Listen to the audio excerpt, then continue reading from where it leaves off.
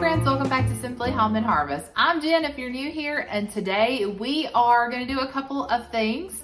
First, I'm going to put together a spring bowl, and this is a planting arrangement of some flowers that I picked up at a local nursery about a week ago, and so we're going to put that together. Last year I did one of my favorite projects.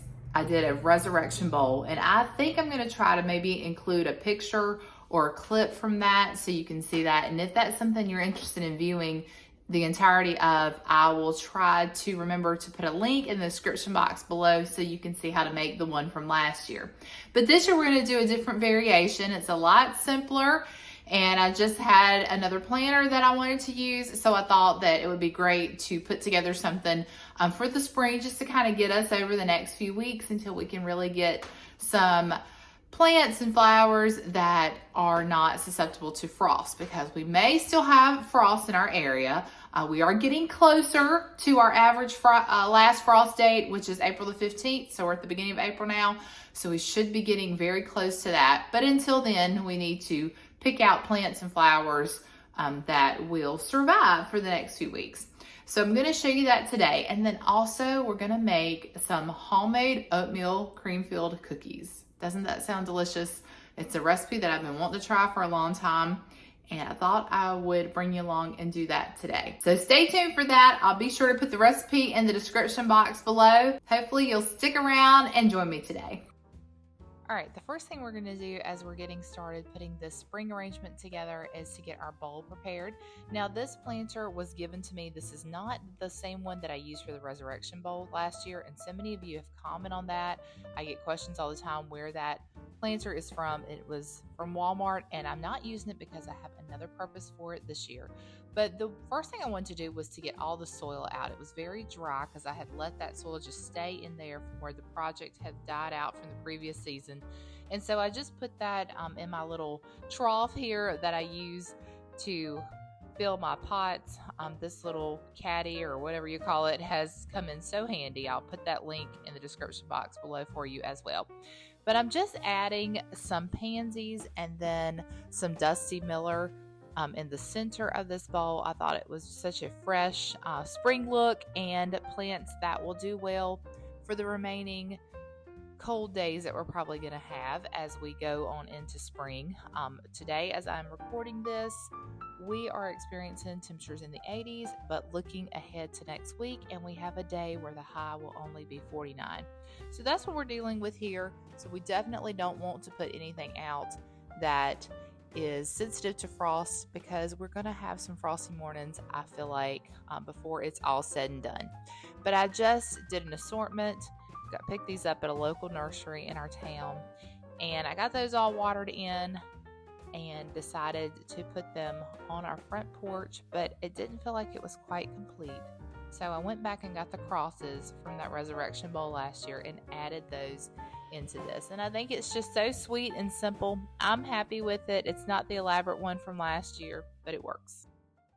Okay, so our first order of business in making our oatmeal cream-filled cookies is to get our brown sugar and shortening mixed together. Now, I'm going to use our stand mixer, which I'll bring you over here for, but we are going to use 1.5 cups of shortening and then 2 2/3 of packed brown sugar. So I'm going to get that mix. It needs to incorporate together, get light and fluffy, so it'll take about 5 to 7 minutes. In the meantime, I've got our oven preheated to 350 degrees. So let's get our shortening and sugar mixed together.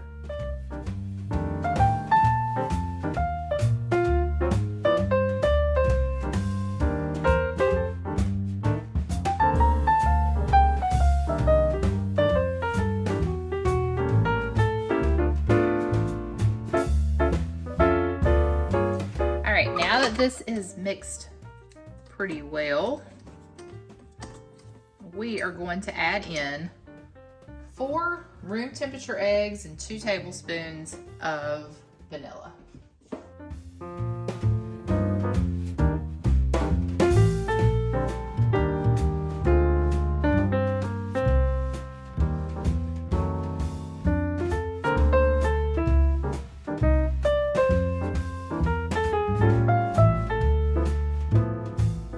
All right, now we're gonna get our dry mix together. We've got 2 1/4 cups of all-purpose flour. Next, we're gonna add 1½ teaspoons of baking soda.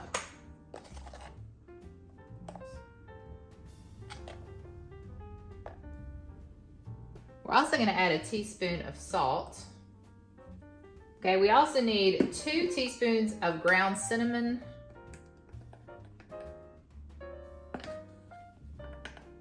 Half a teaspoon of ground nutmeg. Make sure we get that half. I'm gonna give this a little mix, and then we're gonna add this to our stand mixer over there and get all of our flour incorporated, and then we're gonna add in 4 cups of old-fashioned oats.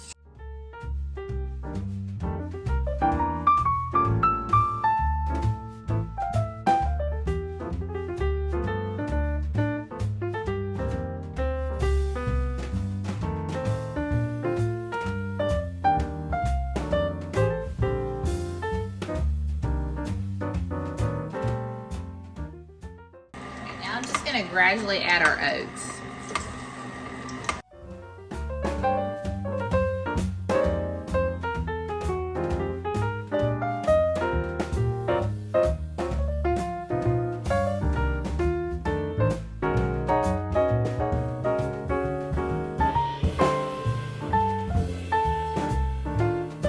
I've got some baking sheets lined here with parchment paper, or you could just grease a pan if you don't want to fill with the parchment paper. And I have I guess this is probably a tablespoon scoop. So this is the one I'm gonna use, and it just says to scoop them out on rounded tablespoons about 2 inches apart. And so we're gonna get that done and we'll speed it up.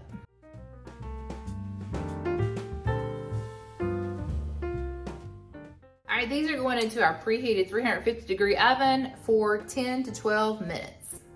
All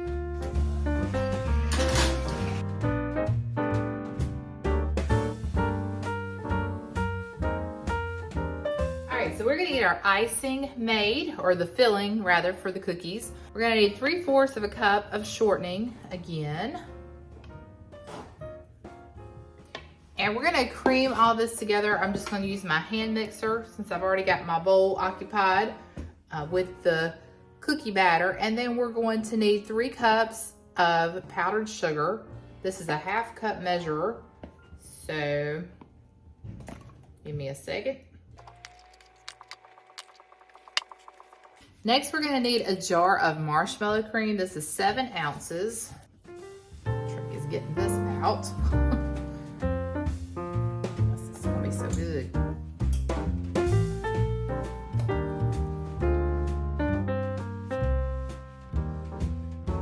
Mix this a little bit.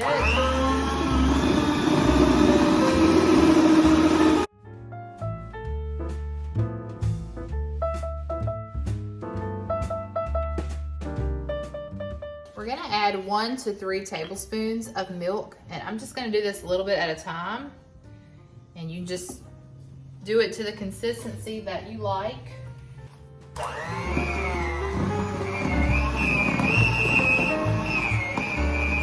Add more milk.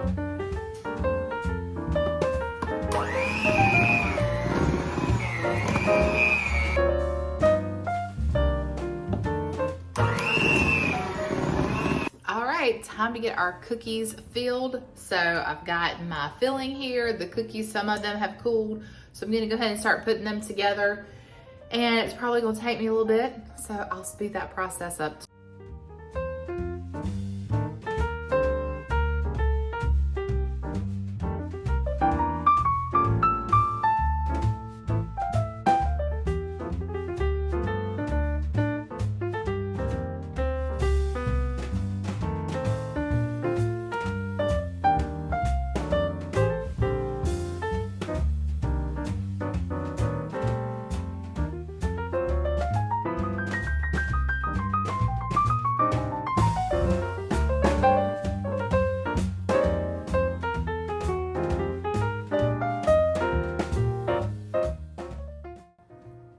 I have a half one here that did not have a top, and I tried to put some icing on it, but I've made a huge mess. I was gonna taste test it for you, but it's gonna be a mess. So I'm gonna pull off the corner of it and we're gonna try it out. Doesn't that filling look amazing? That is delicious, wow. I'm gonna try it. Well, don't get all up in the camera. Tim's gonna taste test it. They are really good, I have to say. They are really, really good. So they took a little bit of time, but I'm definitely gonna make those again. When my family tastes them, they might have something to say. They might want me to start making those like I make the donuts. So, all right, well, that's a wrap for today's video. I hope you enjoyed that.